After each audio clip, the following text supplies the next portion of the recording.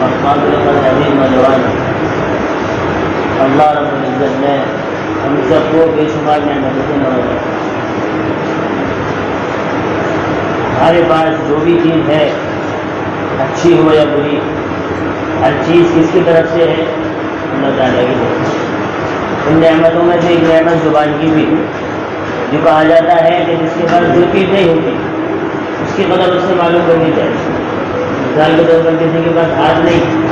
تو اسے انسان سے پوچھو کہ ہاتھ کی قدر کیا ہوتی ہے، اور جن کے پاس ہاتھ ہے وہ ان کا کتنا اچھا استعمال کر رہے ہیں، کتنا غلط استعمال کر رہے ہیں، کتنا صحیح استعمال کر رہے ہیں، کتنا غلط استعمال کر رہے ہیں۔ اور جن کے پاس ہاتھ نہیں ہے وہ کتنا تڑپ رہے ہیں، کتنا ترس رہے ہیں کہ کاش ہمارے پاس بھی اللہ کی نعمت ہوتی کہ ہاتھ، یعنی جو نعمت انسان کے پاس نہیں ہوتی جب اس سے چھین لی جاتی ہے تو اس کی قدر جب معلوم ہوتی جب اس کے پاس نہیں ہوتی۔ لیکن جب تک انسان کے پاس اللہ کی دی ہوئی نعمتیں ہیں، ہم ان کا استعمال بھی کرتے ہیں، ان سے ہم کام بھی لیتے ہیں، سارے کام کرتے ہیں، لیکن پھر بھی ہم اللہ کی نعمتوں کا شکر ادا نہیں کرتے، اس کا احسان نہیں مانتے۔ اگر میرا عزیزوں اور ہمارا ایک ہاتھ نہ ہو تو دنیا کی کوئی طاقت ایسی نہیں ہے کہ جو اس جیسا ہاتھ لا کر دکھا دے۔ یہ قدرتی اللہ تعالیٰ کی طرف سے دیا ہوا ہے، اس جیسے طور آپ کو انسان بنا نہیں سکتا، پوری دنیا مل کر نہیں بنا سکتا۔ ان نعمتوں میں سے ایک نعمت کیا ہے کہ ہماری زبان ایک نعمت ہے۔ زبان سے جو چیز نکلتی ہے، اچھی نکل رہی ہے یا غلط نکل رہی ہے، اس کا اندازہ ہمیں کب ہوگا؟ جب ہم اللہ کے سامنے حاضر ہوں۔ ابھی تو ہم کچھ بھی بول دیتے ہیں، کچھ بھی کہہ دیتے ہیں، کچھ بھی پڑھ لیتے ہیں، کچھ بھی سن لیتے ہیں، ہمیں اس کا اندازہ نہیں ہوتا کہ ہم نے جو بات کہی ہے، ہم نے کسی سے کچھ کہا، اب سامنے والے کو اچھا لگا یا برا لگا، جس سے ہم نے کہا، ہم نے کسی کو گالی دی، اس کے دل پر کیا ٹھیس پہنچی ہے، کتنا اس کو برا لگا ہے، ہم اس چیز کی پرواہ نہیں کرتے، بلکہ جو من میں آیا، جو منہ میں آتا ہم وہ کہہ دیتے ہیں۔ اور زبان سے نکلنے والے الفاظ کی بہت قیمت ہوتی ہے، اور جو ایک مرتبہ نکل گیا وہ لوٹ کر واپس نہیں آتا۔ انسان نے گالی بک دی، اب گالی بک دی، اس کے منہ سے وہ چیز نکل گئی تو وہ لوٹ کر واپس نہیں آئی۔ اب سوچ لیں کہ ہم واپس اپنی گالی کو لینے تو ایسا ہو نہیں سکتا۔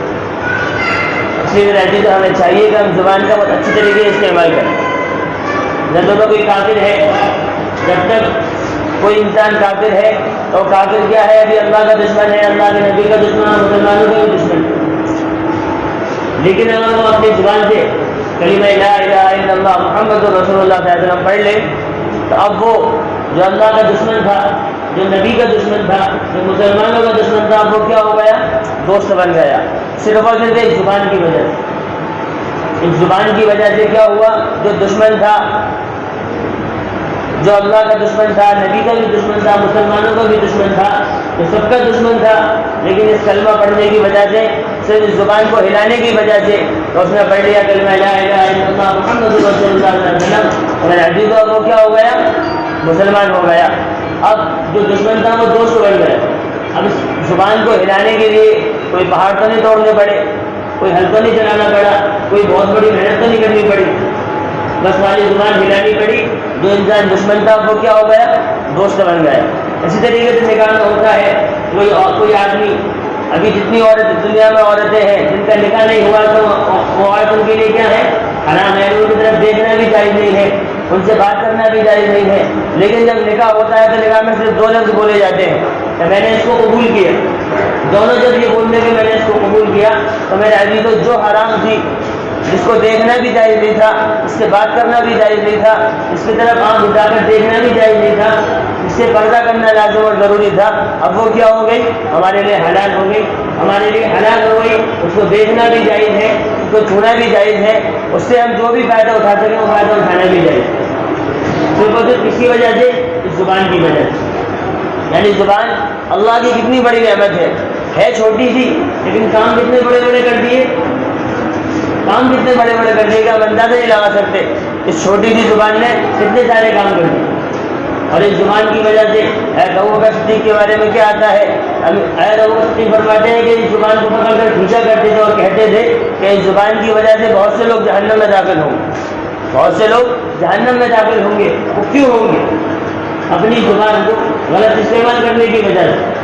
اپنی زبان کو غلط استعمال کرنے کی وجہ سے۔ اللہ نے ہمیں نعمتیں دی ہیں، اللہ نے ہمیں زبان دیا ہے، اللہ نے ہمیں ہاتھ دیا، اللہ نے ہمیں پیر دیے، اللہ نے ہمیں پورا صحیح ظالم بنایا، کتنی نعمتوں اس اللہ کے ہم استعمال کر رہے ہیں، کتنی نعمتیں ہم استعمال کر چکے اور کتنی ہم کرتے رہیں گے جب تک ہم زندہ ہیں۔ تمام کی تمام نعمتیں اللہ رب العزت کی ہے، ان نعمتوں کا ہم استعمال بھی کرتے ہیں، اچھا بھی استعمال کرتے ہیں، غلط بھی استعمال کرتے ہیں۔ پھر عزیز اگر ہم صحیح طریقے سے استعمال کرتے رہیں گے تو اللہ کے یہاں اس چیز پر پکڑ نہیں ہوگی، بلکہ ہم نے اس کا غلط استعمال کرا، ہم نے ناحق کسی کو مارا، ناحق کسی کو ستایا، ناحق کسی سے غلط بولا، تو میرے عزیزوں اس کا اللہ کے سامنے ہمیں حساب دینا ہے کہ تم نے ایسا کیوں کرا۔ دیکھنے میں تو یہ چھوٹی سی ہے، اس میں آتا ہے جرم صغیر و کبیر، دیکھنے میں کتنی سی ہے، چھوٹی سی، اور اس کا جرم کتنا بڑا ہوتا ہے، بہت بڑا ہوتا ہے کہ زبان سے کوئی انسان اپنے سے بڑے سے بدتمیزی سے بات کر لے، گالی بک دے، تو زبان نے تو کہہ کر اندر چلی گئی، اس کے بعد ہوتا کیا ہے، جب لڑائی ہو جائے گی تو اس کی وجہ سے پورا جسم پٹتا ہے، اس کی وجہ سے پورا جسم پٹے گا، پورا جسم پریشان رہے اس چھوٹی سی زبان کی وجہ سے۔ اس لیے اس کا ہمیں بہت ہی زیادہ صحیح طریقے سے استعمال کرنا ہے۔ ہماری اس زبان کی وجہ سے کسی کو تکلیف نہ ہو، ہماری اس زبان کی وجہ سے کسی کو پریشانی نہ ہو، ہماری اس زبان کی وجہ سے کسی کو مصیبت نہ ہو، کوئی مصیبت میں نہ پڑ جائے، کوئی تکلیف میں نہ پڑ جائے۔ تو کہتے ہیں کہ زبان کا جو دھاگ ہوتا ہے، زبان کا جو زخم ہوتا ہے، وہ تلوار سے بھی زیادہ تیز ہوتا ہے۔ میرا عزیزوں اگر کوئی تلوار سے مار دے، اگر کسی نے تلوار سے زخم لگا دیا تو چاقو سے زخم لگا دیا تو وہ بھر جاتا ہے، ایک نہ ایک دن صحیح ہو جاتا ہے، لیکن زبان کا جو بول ہوتا ہے وہ بہت مشکل ہے کہ وہ صحیح ہو جائے۔ کوئی ایسی بات کہہ دے انسان کے دل پر جا کر لگ جائے، میرا دل وہ معافی بھی مانگ لے، توبہ بھی کر لے، پھر بھی انسان اپنے دل سے اس بات کو نکالتا نہیں، پھر بھی انسان اس بات کو اپنے دل سے نکالتا نہیں ہے، وہ ہمیشہ اس بات کو یاد رکھتا ہے، بھلے اس نے معافی مانگ لی ہو، بھلے اس نے معاف بھی کر دیا ہو، رضامندی بھی ہو گئی ہو، راضی بھی ہو گئے ہو، لیکن وہ بات دل سے نکلتی نہیں ہے کہ اس نے مجھ سے ایک مرتبہ اس طریقے سے بات کی۔ چھوٹی سی زبان سے ہم کتنا کام کرتے ہیں۔ بچہ جب بچپنے میں ہوتا ہے، بچپن سے جوان ہوتا ہے، جوان سے بڑھاپے کی طرف آتا ہے، اور جب سے ہم اس زبان کا استعمال کرتے ہیں اور قبر تک اس زبان کا استعمال کرتے ہیں۔ کبھی ہم نے سوچا کہ اگر یہ زبان ہمارے پاس نہ ہوتی تو ہم کیا اس طریقے سے دنیا میں جیتے، کیسے ہم کھانا کھاتے، کیسے ہم کھانے کا ذائقہ کرتے کہ اس کھانے میں مزہ ہے، کیسے کھانے کی حقیقت کو پہچانتے کہ صحیح کھانا ہے یا خراب کھانا ہے، کیسے ہم اس چیز کا احساس کرتے۔ اس زبان کی وجہ سے ہم کسی چیز کا احساس نہیں کر سکتے۔ اگر ہمارے پاس زبان نہ ہو تو ہم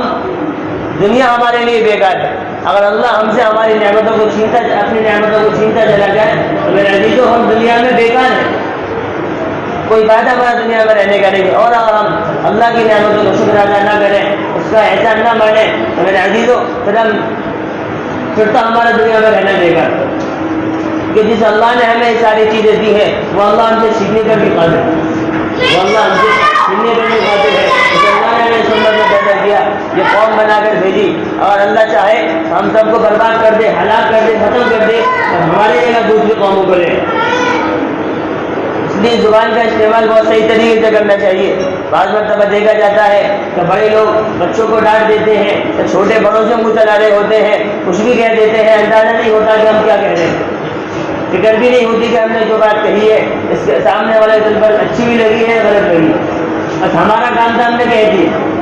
اب اچھی لگے یا بری لگے وہ اس کا کام ہے۔ میرے عزیزوں نہیں، بڑا افسوس اس بات کا ہے، اور اس کا افسوس ابھی نہیں تو مرنے کے بعد جب اللہ کے سامنے حاضر ہوں گے اس وقت جس سے ہم نے غلط بات کہی ہوگی، جس سے ہم نے منہ چلایا ہوگا، جس سے ہم نے بدتمیزی سے بات کی ہوگی، وہ کل اللہ کے سامنے ہم سے ہمارے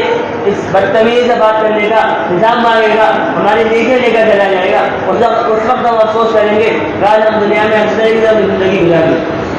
کاش ہم دنیا میں اس زبان کا صحیح استعمال کر لیتے تو آج یہ دن دیکھنا نہ پڑتا۔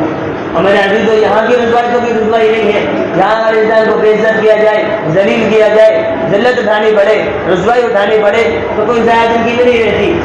گلی میں ہوگی، محلے میں ہوگی، پورے شہر میں پھیل جائے گی ضائع جائے، لیکن جب قیامت کے دن اللہ کے سامنے رسوائی ہوگی، میرے عزیزوں پوری دنیا کے سامنے رسوائی ہوگی، پوری دنیا کے سامنے بے عزت کیا جائے گا، اس وقت ہم کیا کریں گے؟ اس لیے اللہ نے ہمیں دنیا میں بھیجا ہے، کیوں بھیجا ہے کہ ہم اس چیز کی تیاری کریں جس کے جہاں میں ہمیشہ رہنا۔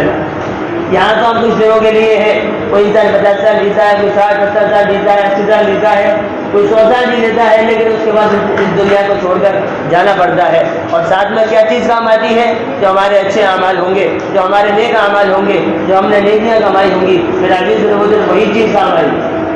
اس کے علاوہ کوئی اور چیز کام آنے والی نہیں۔ اگر ہم کسی کو تکلیف دیتے رہے، مصیبت پہنچاتے رہے، پریشان کرتے رہے، تو اس کا وبال ہمیں دنیا میں تو ملے گا، بلکہ کل قیامت کے آخرت میں ہی ملے گا۔ اگر ہم دنیا میں بھی ناکام رہے اور آخرت میں بھی ناکام رہیں گے۔